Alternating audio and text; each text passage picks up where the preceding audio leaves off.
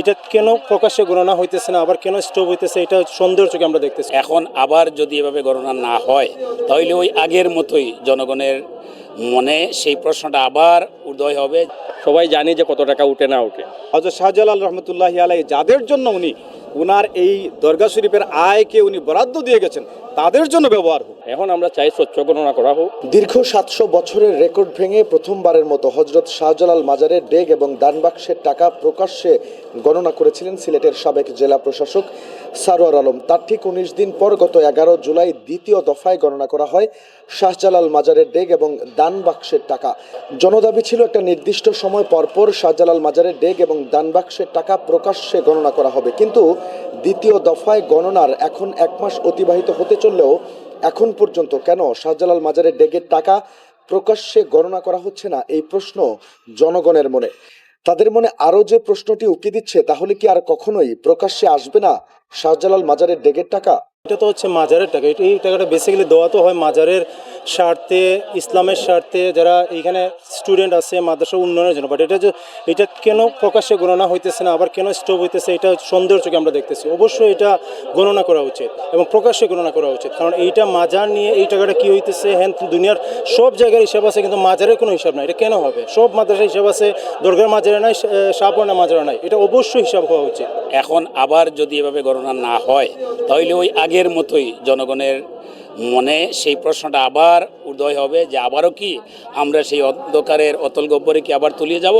এজন্য আমার মনে হয় অচিরেই আবার এই টাকাগুলা করা দরকার, এই তালাক খুলে এবং স্বচ্ছতার সাথে গণনা করে। এখানে খেদমতের কার্যক্রমটা অনেকটা নষ্ট হয়ে যায় এবং এগুলো কিছুটা যেটা আমরা বলি সেটা ব্যক্তিগত পর্যায়ে চলে যায়। হযরত শাহজালাল রহমতুল্লাহ আলাইহির কোনো ব্যবস্থাপনা এরকম ছিল না, কিন্তু মূলত হযরত শাহজালাল রহমতুল্লাহি আলাইহি তার দরগা শরীফের যত আয় আছে সকল আয় তিনি 3টা শ্রেণীর লোকদের জন্য দান করে গেছেন।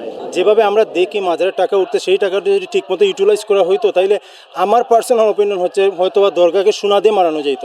হ্যাঁ, কিন্তু এই ক্ষেত্রে আমরা দেখি না। 10 বছর আগেই যেভাবে দরগা ছিল, 10 বছর পরেও দরগা সেভাবে রয়েছে, কোনো চেঞ্জ নেই। আমি এজ এ সিলেটের নাগরিক হিসেবে আমি মনে করি যে এই টাকাটা এগেন প্রকাশ্যে গণনা করা হচ্ছে, সবাই প্রকাশ্যে গণনা করে। এবার এজ ইউজুয়াল এটা তো 3 দিন 4 দিন এটা বলে যায়। সো এক্স্যাক্টলি এখন কোয়েশ্চেন হচ্ছে এই টাকাটা কই যায়, কোত্থেকে আসে, কই যায়। কিশোরগঞ্জের যে পাগলা মসজিদ একটা, এটা তো আমরা সবসময় টিভিতে দেখি স্বচ্ছ গণনা করা হয়, ডিসি মহোদয় গিয়ে এটা গণনা করে। তো এইটাও আমরা চাই যে প্রশাসনিকভাবে গণনা করা হোক, কারণ এতদিন তো আমরা জানতাম যে কত টাকা উঠে, এটাও জানতাম না। ডিসি সারোয়ার সাহেবের মাধ্যমে এটা আমরা সবার চোখ খুলছে, সবাই জানি যে কত টাকা উঠে না উঠে। তো এটা আমরা আইডিয়াও ছিল না, ধারণা ছিল না। এখন আমরা চাই স্বচ্ছ গণনা করা হোক এবং এটা মানুষ দান খয়রাত করে এখন আল্লাহর রাস্তায়, যেমন আল্লাহর রাস্তায় ব্যয় হোক। আমরা আশা করব যে এই কমিটি স্বচ্ছতার সাথে যে টাইম ফ্রেম দেওয়া হয়েছে এই টাইমের ভিত্তিতে সবের সামনেই গণনা করা হোক। এটা আমরা চাই, নাগরিক হিসাবে চাই, দেশ সিলেটের মানুষ হিসাবে চাই, যে মুসলিম হিসাবে চাই যে স্বচ্ছ গণনা করা হোক এবং এটা মাজারের উন্নয়নে ব্যয় করা হোক। মাজারের উন্নয়ন আছে, এতিমখানা আছে, মাদ্রাসা আছে, মানুষ যারা আয় দূর দূরান্ত থেকে দান খয়রাত করে, এদের দেখেন মহিলারা যেখানে ওখানে এখানে আপনার এটা পেশাবখানা নাই, এটা বাথরুম নাই, ওয়াশরুম নাই, অজুখানা ভালো নাই, এগুলার উন্নয়ন যেগুলো তো মানে খুব সুন্দর জগজগা করা যেত এই টাকা দিয়ে, কিন্তু এটা তো করা হয় না। কোনাটা তো জরুরি, কিন্তু তারা এখন প্রশাসন না আইলে তো আর করতে পারে না। প্রশাসন হাওলা গেছে কি মাজার। মহিলারা আছে, মহিলাদের আপনার ওয়াশরুমের কোনো ব্যবস্থা নাই, মহিলাদের ইবাদত করার কোনো ভালো ব্যবস্থা নাই, মানুষ দূর দূরান্ত থেকে আসে, গাড়ি পার্কিংয়ের কোনো ব্যবস্থা নাই। এগুলো অনেক কাজ বাকি আছে, অনেক কাজের জায়গা আছে, কিন্তু এই টাকাটা তো একটা শ্রেণী, আমরা এতদিন জানছি যে একটা শ্রেণী কুক্ষিগত করেছে। প্রত্যেকে একটা শ্রেণী কুক্ষিগত করে ফেলছে। তো এই জায়গাটা তো তাদের পেট ভরার জন্য দেওয়া হয় না, দেওয়া হয় মাজার উন্নয়নের জন্য। এখানে এতিমখানা আছে, মাদ্রাসা আছে, এগুলার কোনো উন্নয়ন নাই। হযরত শাহজালাল রহমতুল্লাহ দরগা শরীফ অন্যান্য দরগা শরীফের মতো না, এটা সবসময় রাষ্ট্রীয় ব্যবস্থাপনায় ছিল। আবারও রাষ্ট্রীয় ব্যবস্থাপনায় গিয়ে সঠিকভাবে এখানে হজ পিচ বা খানকা শরীফ প্রতিষ্ঠিত হোক, খানকা শরীফের কার্যক্রম প্রতিষ্ঠিত হোক, এখানে লঙ্গরখানা এবং মুসাফিরখানা প্রতিষ্ঠিত হোক।